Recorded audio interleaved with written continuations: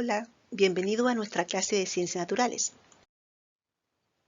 Hoy nos corresponde el desafío 2, parte 2. La pregunta es, ¿cómo se transmite el material genético de generación a generación?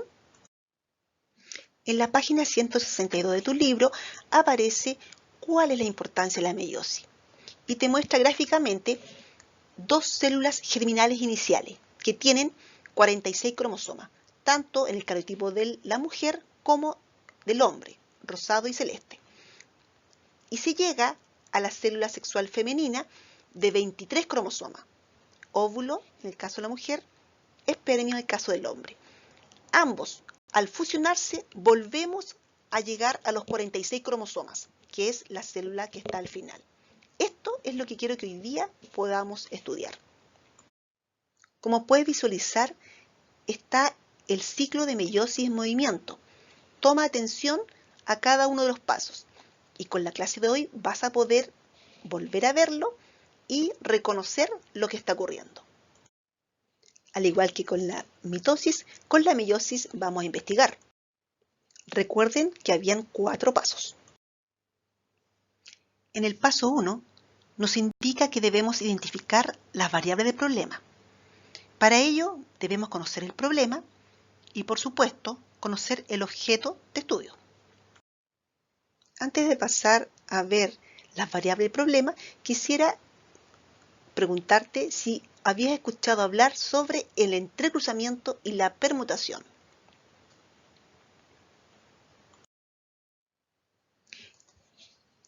No es complicado.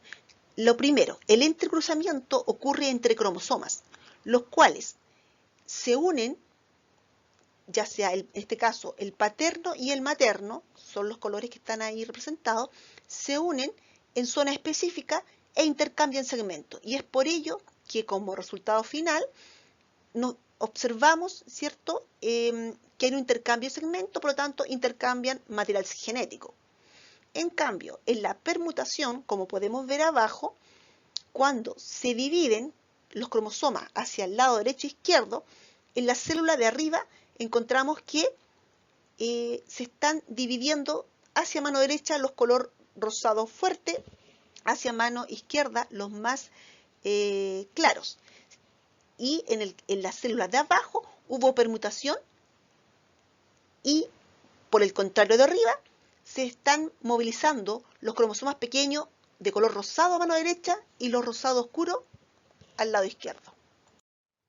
Como respuesta al paso 1 nos pedía la variable causa, sería en este caso variable independiente la meiosis, y el efecto o variable dependiente la disminución del número de cromosomas de la célula. Ahora vamos al paso 2, que nos pide establecer relación entre las variables, es decir, recordemos, formular pregunta de investigación y formulemos una hipótesis. En este caso, la pregunta de investigación es ¿qué efecto tendrá la disminución de la cantidad de cromosomas en las células que realizan meiosis? Y como hipótesis o posible respuesta, la disminución del número de cromosomas afecta negativamente a las células que realizan meiosis o la disminución del número de cromosomas afecta positivamente a las células que realizan meiosis. Paso 3. Recuerden que tenemos que determinar el diseño experimental. Igual que para la mitosis, elaboramos un modelo que nos va a permitir comparar el modelo de mitosis que ya construyeron y el de ahora meiosis. Recuerden nuestro plan, que tenía 4 pasos. El primero era el objeto de estudio. Recordemos que nuestro objeto de estudio es la célula, esa es una célula real, y nuestro modelo que tiene un núcleo, el citoplasma y la membrana plasmática alrededor. Continuando nuestro plan, tenemos que revisar los materiales a utilizar. Como pueden ver, vamos a usar los mismos materiales que utilizamos para los modelos de mitosis: cartón, tijeras, lana y tubos de papel higiénico Nova. Ahora nos corresponde diseñar los modelos que cumplan el objetivo. Estamos en la fase meiosis profase 1. Al igual que en mitosis, ocurre que existe un núcleo o una carioteca del núcleo que se empieza a disolver, a desaparecer, pero aquí no solamente hay un engrosamiento, una duplicación de la cromatina, sino que aparte, y muy interesante, existe como un abrazo entre los cromosomas para formar unos sets llamados tétradas. Estas tétradas, que son como 4 cromosomas, así por llamarlo de alguna manera, se intercambian segmentos. Por lo tanto, en la profase 1 ocurre el crossing over o intercambio de segmentos que habíamos comentado. Por lo tanto, aquí hay intercambio de material genético. Estamos en la metafase 1 de la meiosis.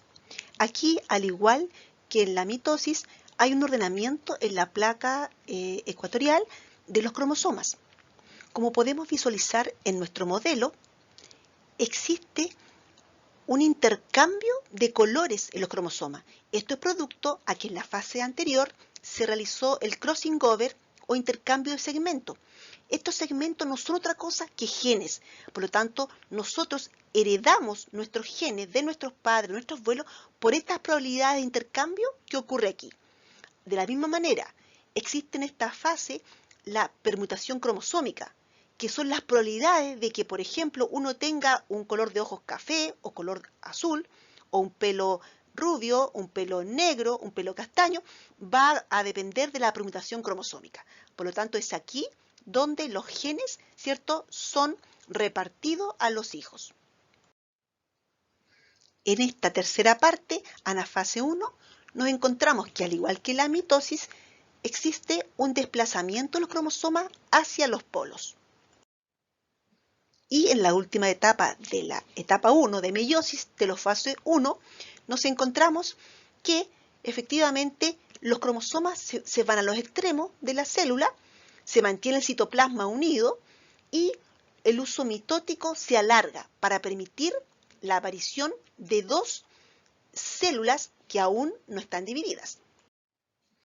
Igualmente como en la mitosis, en la meiosis existe la etapa citocinesis, citodiéresis o división citoplasma, necesaria para la formación, en este caso, de 2 células a partir de una. Pasamos a la meiosis profase 2. Observen que, al igual que en la anterior, existe desintegración de la carioteca o membrana nuclear. Hay engrosamiento de los cromosomas. Sin embargo, no hay entrecruzamiento como ocurrió en la profase 1 de la meiosis. Y otro detalle importante, fíjense que estamos ahora con 2 células. No así en la meiosis 1, que era solamente una. Primer detalle. En la metafase 2, igual que en la 1, ocurre el ordenamiento en la placa ecuatoriana. Y observamos, como estamos con 2 células, que hay 2 células que están ordenando sus cromosomas gracias al apoyo del uso mitótico y de los centriolos. En la anafase 2, igual que en la anafase 1, encontramos que hay desplazamiento de los cromosomas hacia los extremos. Y como dijimos anteriormente, como estamos en la número 2 romano, estamos con 2 células que están haciendo este movimiento. Bien, estamos en telofase 2. La última etapa de este proceso. Podemos observar que obtenemos como resultado 4 células a partir de una, cuando comenzamos el proceso. Lo interesante de la meiosis es que se parte con 4 cromosomas al inicio y se termina con 2 cromosomas por célula. Resultado, de una célula obtenemos 4 células hijas. Aquí también ocurrió citocinesis o división de citoplasma, ya que para poder terminar el proceso debemos agregar esta etapa como crucial en el proceso. Como ves, tenemos varias ideas para el diseño de los modelos. Lo importante es que cumplan el objetivo. El paso 4 te pide analizar la evidencia y comunicar tus conclusiones. Esto no es otra cosa que aceptar o rechazar la hipótesis planteada y argumentar tu respuesta. Las hipótesis eran: la disminución del número de cromosomas tiene un efecto negativo en las células que realizan meiosis. o la disminución del número de cromosomas afecta positivamente a las células que realizan meiosis. Las conclusiones. Según lo investigado, se rechaza la hipótesis 1 y se acepta la número 2, ya que los procesos de meiosis tienen un efecto positivo y ocurre solo en las células sexuales o gaméticas. El efecto positivo consiste en la formación de un gameto masculino o femenino, según corresponda, con la cantidad de cromosomas que deben tener las células sexuales denominadas haploides. Todas las células del cuerpo o células somáticas son diploides y poseen 46 cromosomas, excepto las células sexuales, óvulo y espermio, son haploides y poseen la mitad de cromosomas, o sea, 23 cromosomas. Esto último como resultado del proceso de meiosis. Si no hubiese meiosis o disminución del número de cromosomas, la fecundación o unión del espermio y el óvulo produciría un cigoto inviable, o sea, no vivo. Si no hubiese meiosis, no habría entrecruzamiento de genes ni permutación. Por lo tanto, no habría variabilidad genética y seríamos todos iguales o inviables. Llegado hasta aquí, has concluido tu investigación. Ahora corresponde pasar a la fase final. La última etapa del plan corresponde al evaluar. Como lo vimos en la mitosis, la autoevaluación, ¿cierto?, estaba en la página 163 y nos corresponde llenar la columna que dice meiosis. Así que adelante. Ahora que viste el proceso de meiosis, puedes responder esta autoevaluación de la página 176 que habíamos conversado en el archivo de mitosis. Adelante. Recuerden que al igual que en la mitosis, tenemos que contestar esta autoevaluación, pero con los criterios de la meiosis. Respecto, así diseñaron los modelos, así diferencian las fases y las características de las fases de la meiosis, así representan obviamente las estructuras, se incorporan el sistema de rótulos, si es que pueden explicar qué efecto positivo o negativo tiene la meiosis, así como finalmente pueden responder cómo se transmite el material genético de generación a generación. Recuerda que como cierre de clase tenés que responder qué aprendiste hoy, cómo lo aprendiste y para qué lo aprendiste.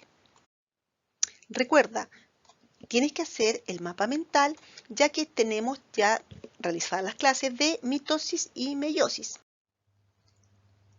Recuerda que estamos en pandemia, por lo tanto este desafío es para que lo hagas en casa. Quédate en casa. Si llegaste hasta aquí, te felicito, porque tienes que haber hecho un modelo de meiosis y así tener la claridad y la diferencia con la mitosis. No te olvides de contestar tus autoevaluaciones, así como también grabar un video de tu modelo y ojalá pudieses grabar cuál es el proceso meiótico y cómo se diferencia de la mitosis. Hasta una próxima clase. Nos vemos.